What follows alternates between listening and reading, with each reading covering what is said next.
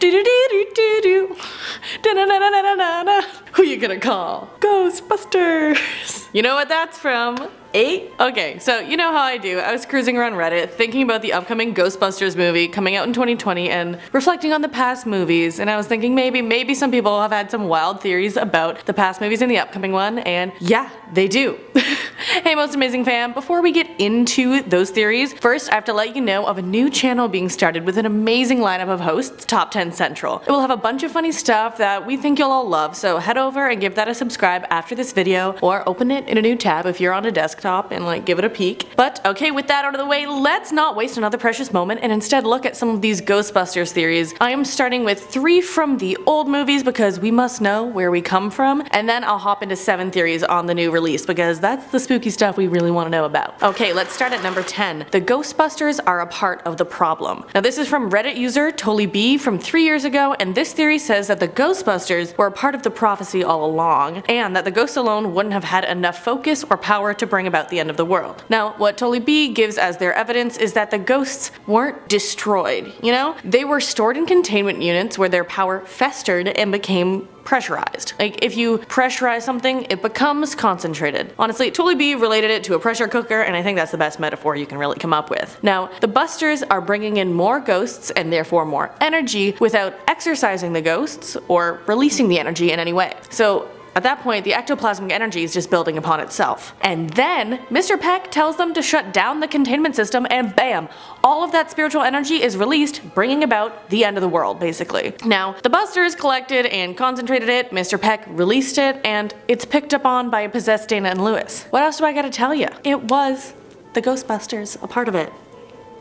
On to number 9, Dana's Grid. Now this is another one from Reddit, this time by Fartbox Anonymous. Thank you for making me say that name. Now this one says the same thing about the concentration of ghosts being a problem, but then directly connects it to being stored in the grid. Now this one goes on to explain why Dana's building was a target or focal point for paranormal activity. It argued that the building's structure was similar to a grid, and Ray even called it an antenna, and this theorist said that an antenna, viewed from within, looks an awful lot like a cage. Cage, storage, concentration of paranormal power. Now that's what's happening here. And while I'm here, I would like to address that while it's canon in the comics that the team started off with faulty equipment that sometimes aggravated ghosts and the paranormal a bit more, it didn't talk about the harm in storing them and concentrating their energy. Now, the grid does that, though, you know? The grid probably had similarities in the structure to Dana's building, and ergo, ghosts. Yeah, okay. I made my point.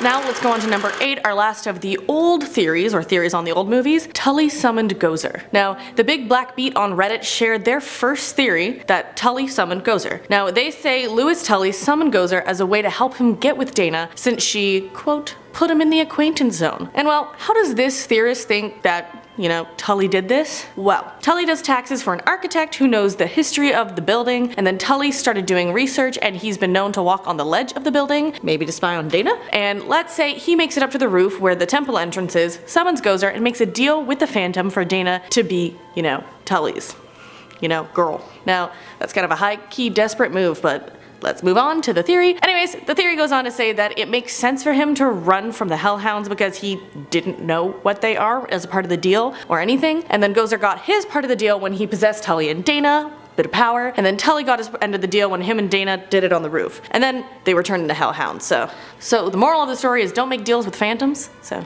yeah, I think that kind of makes sense. Anyways, on to number 7, our first from the new ones, Egon reincarnated. So yes, this is a theory for the upcoming movie by the Purple Meanie on Reddit. Now, this theory states that for the new movie coming out in 2020, McKenna Grace's character will play the reincarnation of Egon. The Purple Meanie supports this theory first with this photo, and they say, doesn't she look just like a little girl version of Egon? And of course, this isn't the only evidence they provide. They also point out that the personality and quirks of this character are rumored to be the same as the existing character Egon. Now, apparently, this was the description from the casting call. The girl is an insanely smart kid, has a hard time with interpreting and expressing emotions, and speaks with a flat delivery that makes her observations humorous. Wants to connect with others, struggles with interpreting how her family and friends feel, has difficulty sharing her own feelings, and her science astuteness is said to prove invaluable. And therefore, to bring back a dead character and all of their traits, reincarnation.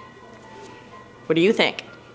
don't know, I think it's kind of cool. But maybe a different explanation. At number 6, Egon's relative. Now this next theory could be another reason McKenna Grace's character looks so much like Egon. She isn't reincarnation, but a relative. Now, a post on Reddit by _James_Powers just said that they have a theory that Egon's nephew will be in the 2020 movie and will become a Ghostbuster. They used a photo from the 2009 video game as evidence. The photo shows a drawing by a child of Egon as a Ghostbuster with "To Uncle Egon from Ed" in writing. Because of approximate ages, Ed would be into his adult life in this next installment in the series, and he could be old enough to have a child. And then, who would that child be? McKenna Grace's character. Therefore, this character is, in this theory, the great niece of Egon. Okay, let's check out another theory on the new one coming out, number 5. Where is Ray Stantz? Now, this theory is what Video Wolf on Reddit thinks is going to happen. They think that because Ray Stantz lost everything after the Vigo incident, he left New York. And because the city is so big and so much, he wanted the opposite, the country. So Ray moved out to the country, and in the teaser trailer, it looks like it's in the country, or at least out of the city. The shed we see in this teaser trailer is his, this theory says, and it has all of the equipment and the ecto, but he's keeping it hidden because of legalities and lawsuits. Then Video Wolf goes on to say they think that the plot of the movie will be something like this. Something paranormal threatens the city, so he needs to get up the machines and get them running again. And then this brings us back once again to the trailer, where this theory is saying we are hearing Ray repair a busted ecto pack and the rusted ecto 1. But because of his age, he will need to, throughout the movie, to fight the paranormals, bring in the help of 4 youngsters. You know, the newer generation. Do you think that's where it's going? But let's move on to number 4, the new big bad. So Stay Puft Marshmallow Man was a bigger entity and a stronger one. We'll probably follow him, let's be real. We can already see hints of paranormal activity in the strange looking fog in the night sky in the teaser trailer. If you run the trailer in slow motion, you can see it clearer, and it's brighter and more luminescent than the rest of the sky. Now, obviously, as a teaser trailer, it's hinting or teasing at something to come and something big. And while, yes, Stay Puft Marshmallow Man was the big bad from the original Ghostbusters, we have to be thinking that in this new movie, it's gonna get even worse. It's like a revamp. They have to go big or go home. Now, it looks like it'll take place in the country, as I said before, and so that leaves so much more space for the paranormal to run amok. Plus, people live more spread out in the country or even the suburbs, so more can happen with less people catching on. It could be brewing right under people's noses, or above them in the night sky, as we see in the teaser trailer. But let's look now. Number 3, Slimer the mascot ghost is evil. So, while he is pretty dormant in the canon Ghostbusters universe, just kinda like snacking on things, not being too much of like evil, we can't rule out that in the new movie, it'll turn a lot of what we know on our heads. So first we have to think, would Slimer even be in the new movie? And then how would Slimer come into the new movie? So his home is in New York City, so he would need a big reason to leave. Now maybe he would come to warn whoever is out there that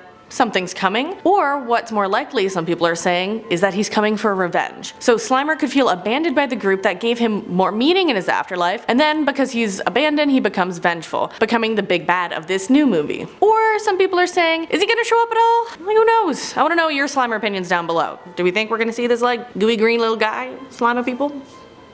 Oh no, he's kind of necessary. But let's go to number 2, Oscar, Dana's kid, and his role in the new movie as well. Now, some people are also talking about how Oscar might be in this new movie, especially since Ghost already tried to possess him in a previous one. Now, while people threw around the idea of Oscar, being the spawn of Zool, others are saying he will instead be convinced by Ghosts to ally with ghosts. Now, this is basically saying he will become evil himself. By being a willing vessel at times in his adulthood, he could use the knowledge of the ghosts before him in like a ploy for power. Now, it'd try to be an even trade-off.